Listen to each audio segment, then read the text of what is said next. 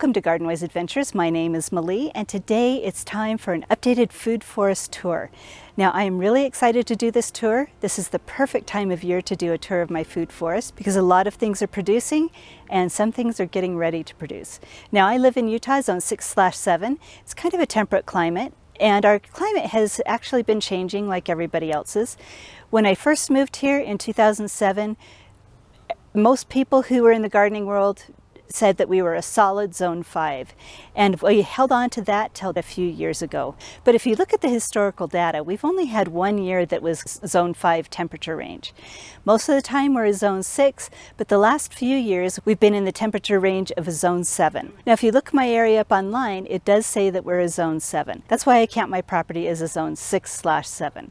And we can have a zone 5 winter that happens, because if a zone 5 winter has happened in the last 15 years, then it can actually happen again. Now, the reason that is important is we need to look at the plants that we plant on our properties and understand the hardiness of those plants and whether or not we might have a winter that will take them out, and prepare ourselves for that. We can prepare ourselves for that by understanding that we may lose those plants, or we can be prepared to protect them if necessary. So that is the background of my urban food forest. I am on about a 1/4 acre. A lot of my fruit trees are about 15 years old, or however long it's been since 2007. That's when I planted them. And the rest of them could be anywhere from a year to 5 years old, because that's when I converted the rest of my property to a food forest. So let's start in my front yard, show you what we have growing in my front yard that is part of my food forest, and then move to my backyard. So we're going to start on the south side of my property, and I like starting on the south side of my property because it's just basically an easy flow. But the first thing I wanted to show you is this plant. This is a chaste tree, and it is actually edible and medicinal. Now, whether or not you count this as part of a food forest because it is on a separate side of my property, I don't know, but I count it as part of my food forest because I count my entire property as a food forest. So I think my next plant of the week video is going to be about this chaste tree, but I'll link some of the other videos that I've done about chaste trees above. So the edible parts are the leaves and the seeds. So you can see the leaves, they have a wonderful aromatic fragrance, and the seeds are just starting to form. Once they're formed, they turn black. Now over here we have a few other edible plants. This one right here is a Peruvian goldenberry or ground cherry. We've got some fruit forming on this, and I'll link the video about these and how these grow above. We did have a giant storm yesterday with a lot of hail, so it's looking a little bit worse for wear. And then these are just regular ground cherries, and they reseed themselves every year, and so I just always have ground cherries in this spot. This right here is a black tower elderberry.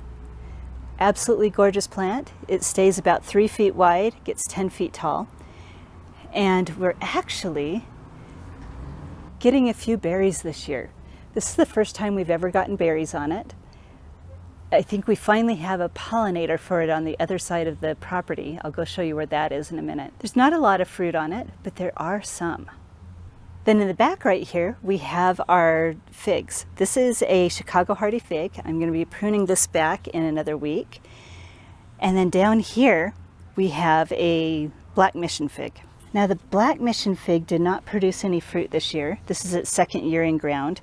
It did produce fruit last year though. Although unfortunately, you may be thinking about trying to produce fruit right now. It is mid-August. Any fruit that is produced right now is not going to have time to ripen in our climate. But the Chicago hardy, it's kind of hard to tell because we are so close and it's so dense, but it is loaded with fruit. See if we can get into this canopy here and see if we can see some of the fruit. There's fruit over here, there's fruit over there, and you're just gonna have to believe me that inside this deep canopy, there is a ton of fruit. This fruit right here may or may not have time to ripen. Anything that forms after the end of July usually does not have time to ripen here in Utah. So now we're moving to the middle section of my property. We have several edible plants here.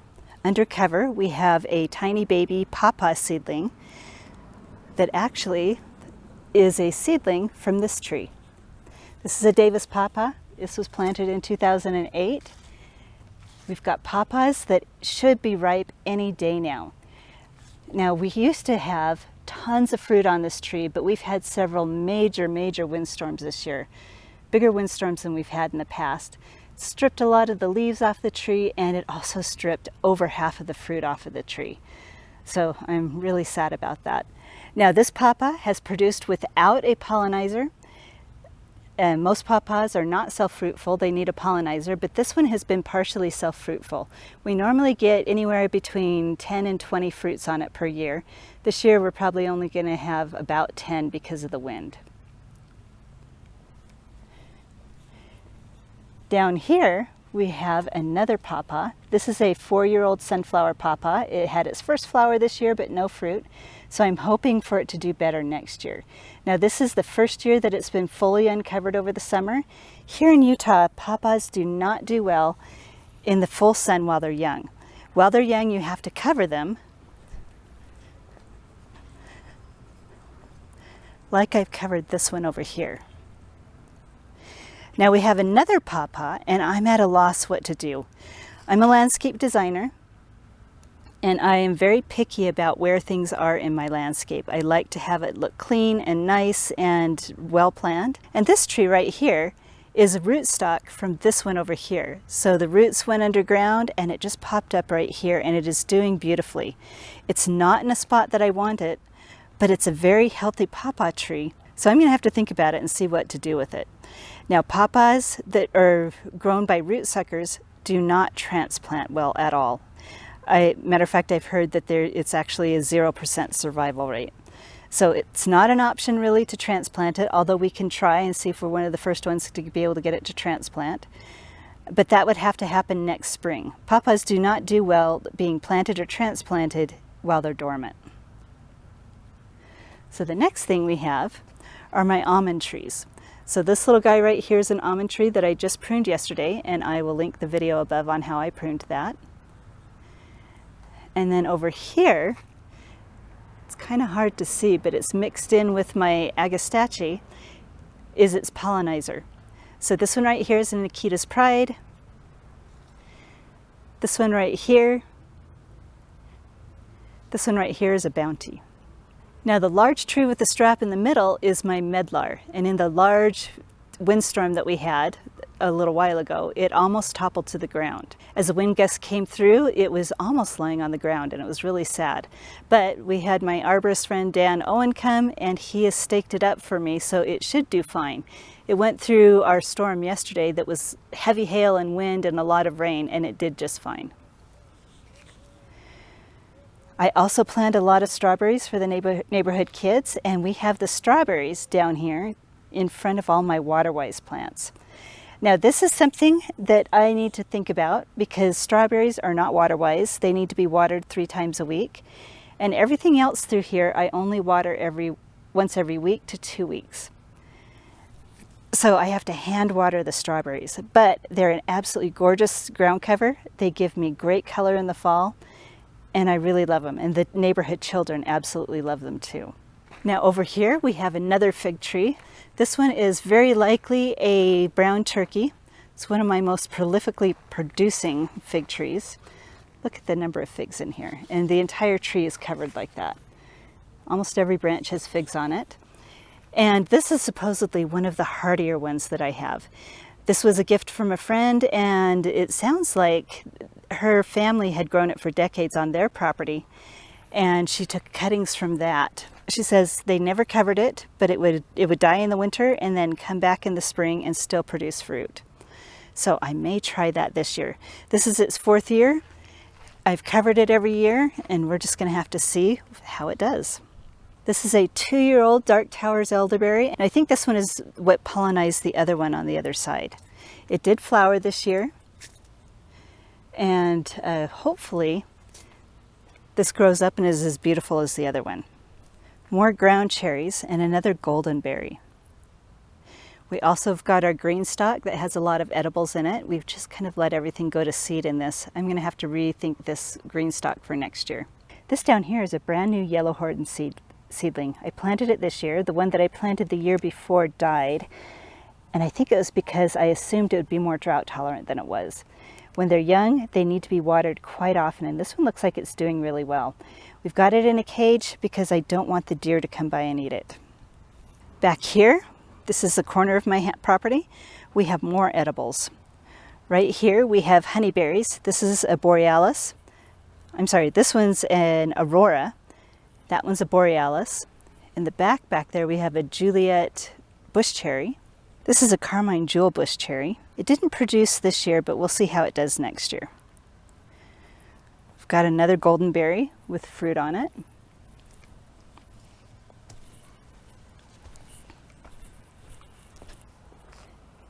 And another one here. And this is what the flowers look like. The flowers are so pretty. We have a Lincoln hazelnut tree. So we've got a couple of nuts. We've got the Lincoln hazelnut, and then we've got the almonds. And then if the yellowhorn survives, that's also a nut tree. We've got more strawberries for the neighborhood kids that are filling in. This is my newest patch, and most of these came from the ones that I thinned in the front yard. We've got a Doris hazelnut, which is the pollinizer for the Lincoln.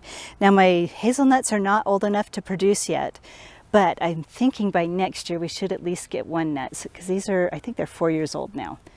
So, or next year they'll be 4 years old. They're doing really well. Back here we have a Slavotsky pomegranate, and I don't want to traipse all through my flowers, but if you look really carefully, we are starting to get fruit. This is the first year that it's fruiting. I think this one is 3 years old. And it's looking great. I went through and did some summer pruning on it yesterday, so to keep it tame. Now this one out front here, last year was a really mild winter. I did only cover it with burlap. And over here, just because I don't want to miss it, we finally have a hummingbird. The hummingbirds out front are very elusive. Every time I come out front and sit really quietly, they don't show up. But they can't see me, so today it's showing up.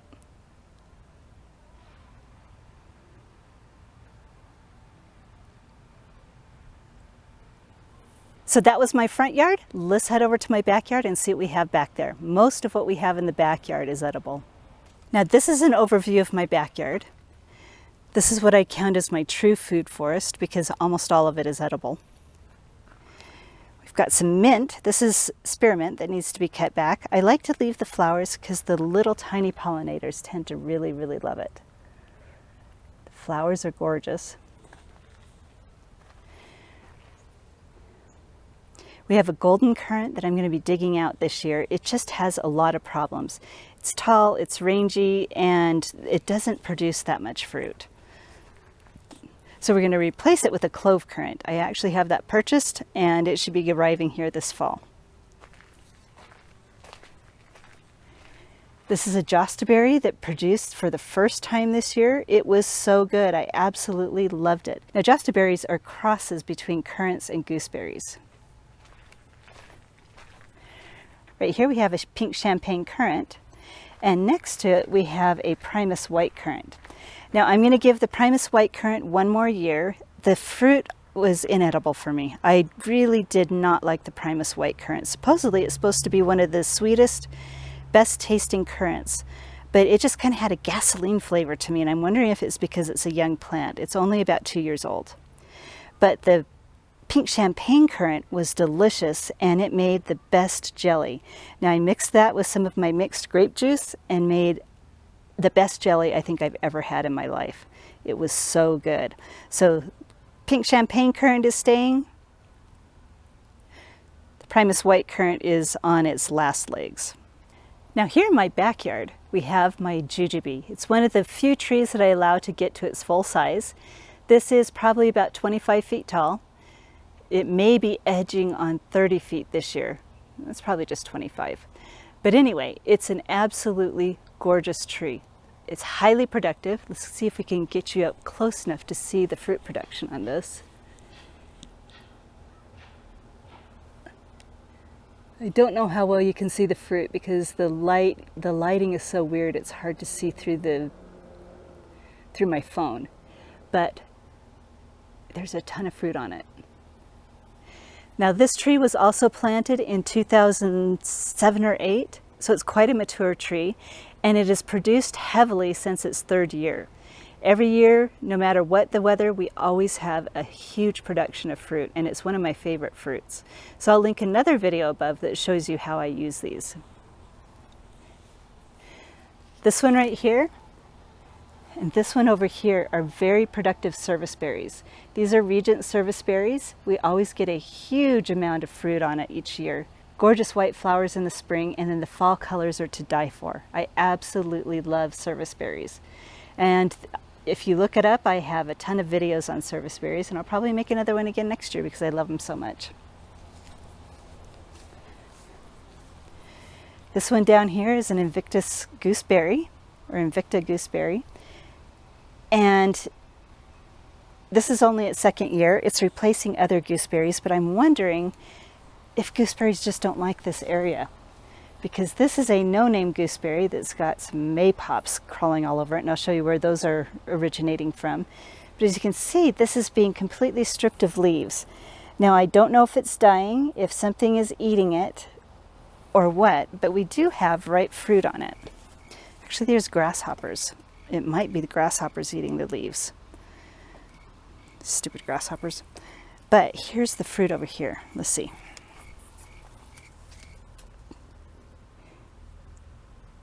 Got a ton of ripe fruit on it. It's this color when ripe, and it is pretty good. It's kind of mild. I wouldn't mind too much if it did die. We would find something else to put here, and then maybe find another place to put a gooseberry and see if we can get better production out of it. This is my chocolate mint. We've got pineapple mint, and we've got lime balm. Then we've got lime balm, self-heal, and wood betony with a lot of suckers. We've got a lot of suckers of the jujube. The jujube does tend to sucker quite a bit, but this area I try to reserve for mostly edibles. We have some garden beds on the south side, but I already did a garden tour, so we're not going to cover those. But what I did want to show you is my passion vine. Now, we do have flowers starting on the passion vine, and it did produce fruit last year. Now, the fruit was not what I expected, so I did not count it as ripe until I decided to save the seeds from the fruit and see if anything would grow. Every last single seed that I planted germinated, so it was obviously ripe. The fruit tasted pretty good, it didn't look the way I expected it. So this year, I'm actually going to harvest it when it's ripe, which will be probably after the freeze happens, and maybe October or so. And then we will do a video on that, and I'll show you what it looks like. But this passion vine is 4 years old. It normally gets tall enough to hit the roof, and then it falls over the top of this serviceberry, and the serviceberry acts as a trellis. But we've got a lot of flowers coming on it, and so we're going to get more fruit this year. Now, in this area of my food forest, we have annuals and perennials, we have garden beds, we have in-ground things, we have herbs and fruit trees, flowers, and several fruit-bearing shrubs. The only thing that we don't have, but I guess maybe you could count up here as one of them, and there's a little baby hummingbird up in, I don't know if you can see him. He's up in my spruce tree. I'm wondering if they're nesting up there. Anyway, sorry to get distracted. But maybe we could count these trees as my overstory. The very tall poplars are not on my property, but the chokecherry and the blue spruces are. Maybe that could be my overstory. So that's the only thing lacking down here, because I didn't want that kind of shade down here. I can't have the typical food forest with the tall overstory down here, because it would make it so that nothing else could grow. So down here around my garden beds, we have my herbs, we have sorrel. In my garden beds, this is Jerusalem artichoke, and then we have my annual vegetables in my garden beds. Now, I did do a garden bed tour a while ago, so I will link that video. Maybe I already did, so you can see what are in my garden beds. So back here are my Dave Wilson Nursery Backyard Orchard Culture planted fruit trees. We have 2 apples and a pear. They were planted 15 years ago, and I stopped summer pruning them.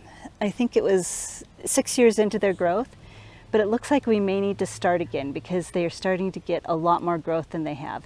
They always produce really well, but they had stayed small for a long time. I just did spring pruning. But it looks like this year, even though it's August, I may need to get in there and try and summer prune them again. We have columnar apples. This one right here is a North Pole. And then we have a Scarlet Sentinel. These are 4 years old. They are producing fruit, but I still have yet to figure out when they're ripe.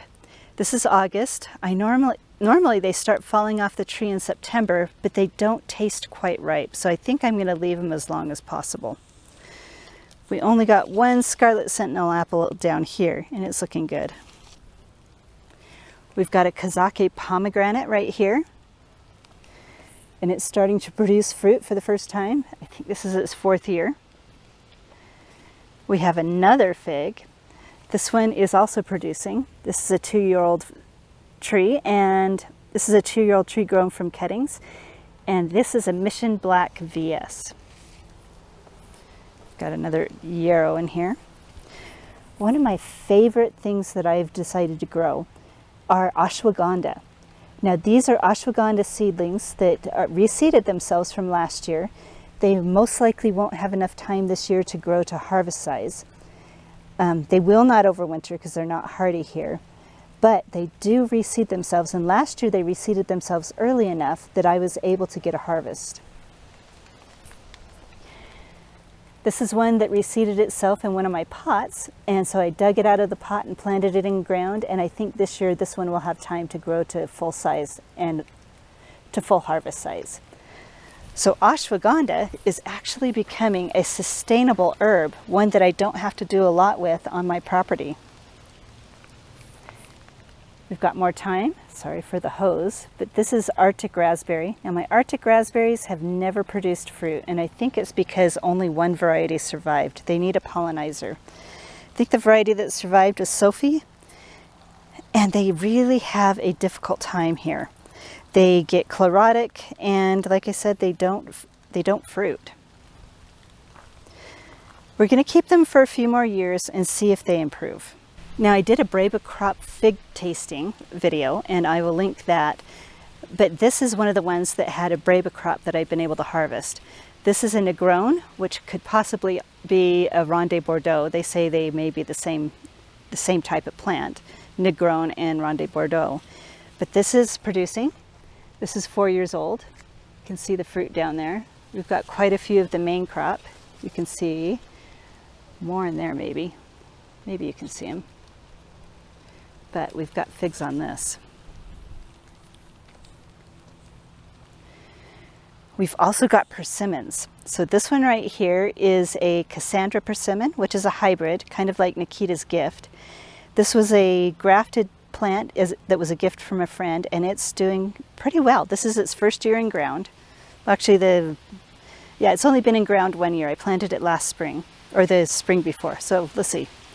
So it's been a year and a few months, and we're starting to get some good growth on it. This is a 2-year-old Ichikike Jiro, so it's the early Jiro persimmon, and it's not doing well. I think I need to dig it up near the end of September, see what the roots look like, and see if there's something that I can do to save this tree. Otherwise, I'm going to have to start over because it's just not thriving. It wilts every few days if I don't water it, which means to me that there's probably something that's going on with the roots. This is another fig that gave me an excellent Breba crop. This is an Italian honey. We've got some beautifully sized main crop down there. They're a yellow fig, and they're so sweet and tasty. The one behind it is an Olympian fig, which is a peach tasting fig. And then this is supposed to be a Ronde Bordeaux, but I don't think it is because it's not early producing. It's shaped and tastes like Ronde Bordeaux, but it's one of my latest ripening figs. We've got sea kale and strawberries and seedling pawpaws from my trees. This one is a seedling from another tree from somebody else that was growing pawpaws here in Utah. So we've got my seedling pawpaw grove back here. Strawberries. We've got another honeyberry. This is a blue banana. I just did my summer pruning video. These are 2 pluots. We've got a Flavor Supreme, which is so tasty. We got fruit off of it this year. And a Flavor King that just has a few fruit on it for this year. They're not ripe yet. They're a later ripening variety. We've got a Parfianca pomegranate. Now this one is not as hardy as the other ones. I do need to cover this over the winter. But the Parfianca pomegranate is going to have a fruit on it, and we'll see if it ripens. From what I've heard, Parfianca pomegranates do not have time to ripen in our climate, but we'll see. If it doesn't, then we'll probably just dig this out and find something else to put in here. This one right here is a sweet scarlet gomi berry that has flowered a ton this year and gotten a lot of growth, but it didn't fruit because its pollinator down here has been struggling. So it doesn't have as much growth. This is a red gem, but I think that it's going to rebound next year. It's looking better this year, even though it's looking pretty bad. It looks a lot better than it did. So I think we may get fruit next year. We've got a gigantic Bergarten sage. Winter savory, and my last plant of the week video about herbs was about winter savory. We've got an Asian pear. This is I think it's a Shinko Asian pear. And we just thinned another bucket of fruit off of this. It was such a heavy producer. I've had to tie it together because it just was producing too much fruit for itself. This one is a 4-year-old tree. We've been pruning it to keep it small. There might be something wrong with the roots or something because we did not get much, if any, growth this year. A lot of fruit, not a lot of growth. We've got a ton of blackberries. This is Triple Crown, and they're absolutely delicious. We've got to tap on them because hornets love them too. Look how big and gorgeous that is. This is one of the smaller ones. And they're sweet and tasty. We've got 5 varieties of grapes going up my hill. This one right here, let's see if we can see any grapes in here.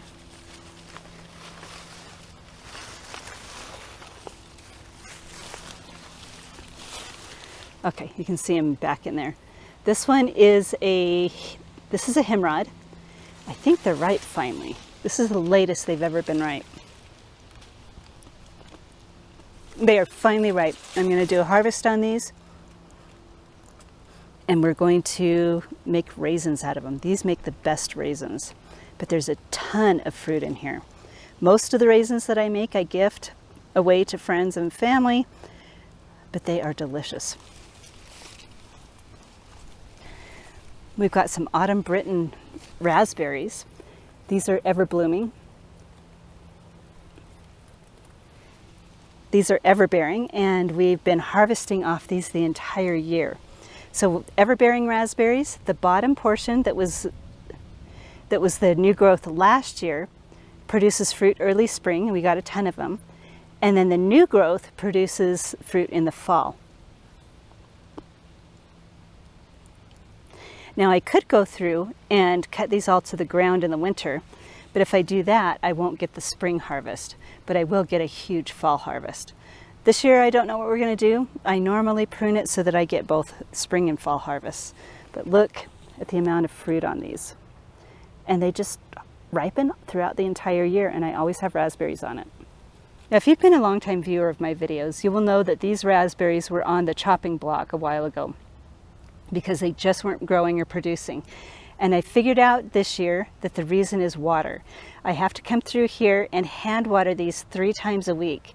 And since I've started doing that, they have just gone out of control. They have started producing like crazy, and the berries are big and delicious and don't dry out. So if you're going to have raspberries and you're having problems, up the water and see what happens. So along the edges of my property, we have more grapes. This one right here is a Concord that's going to ripen in October.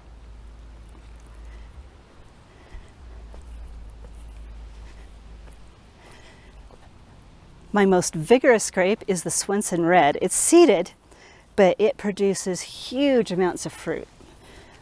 It's starting to ripen.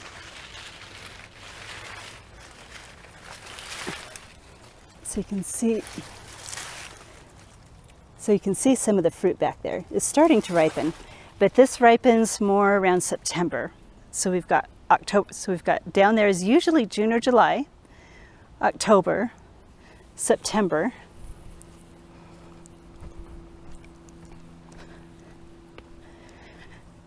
This is a Canadas. It always ripens right after the Himrod. I also use these for raisins, and they are just about perfect. Still a tiny bit sour, so they've still got about a week to go. But it is loaded with grapes. My least vigorous vine, but it does produce a lot of grapes. This right here is a Chinese mountain yam, and at the end of the year, I'm actually going to do a video on these.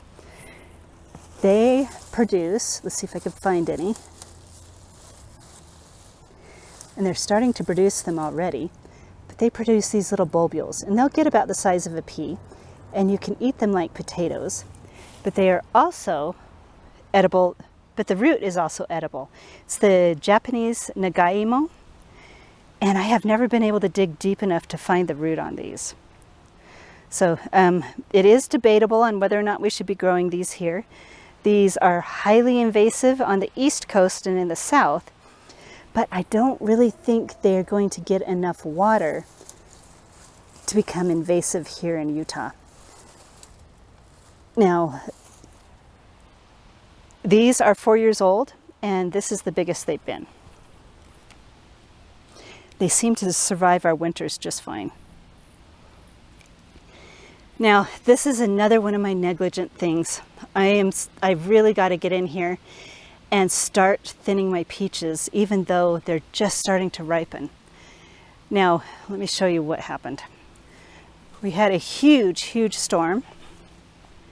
These are planted in the Dave Wilson backyard orcharding method. We've got 2 peaches and a nectarine. The nectarine is starting to die of, I think it's Cytospora, but we've still got a ton of fruit on it that I thought I thinned, and now that I come up here and look at it again, I had not thinned. We've got our dead branch that I've got to get out of here. This is an O. Henry that ripens late, but with that huge storm and the lack of thinned fruit, I think we have some heaving going on here with the fruit trees. It doesn't feel loose in the soil or anything. It feels pretty firm, but we have visual signs of heaving down here, and the tree is leaning over far more than it ever has. So with the storm and the amount of fruit that I thought I thinned that I didn't, we may lose this tree also. So this area may end up getting cleared out here shortly and new fruit trees put in. Now under here, this is an area where I just allow whatever wants to grow. We've got lovage, we've got yarrow, lemon balm and lime balm, we've got catnip, and we've got some black-eyed Susans. Whatever wants to grow up here is allowed to grow. Every once in a while I'll get some oregano up here. And then we have this wild mint that I've just allowed to grow near my compost bin. Maybe a bad idea, but it's been here for about 6 years and seems to be okay so far, because I do pull out all the runners. Got my cherry tree that produced a tremendous amount of fruit this year. I made this as our climbing tree, and it is fun to climb, and it's a heavy producer. This is a Stella cherry tree, absolutely delicious.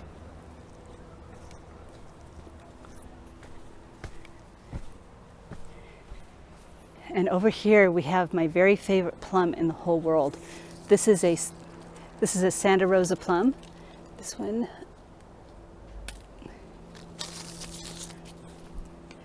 Very juicy and delicious.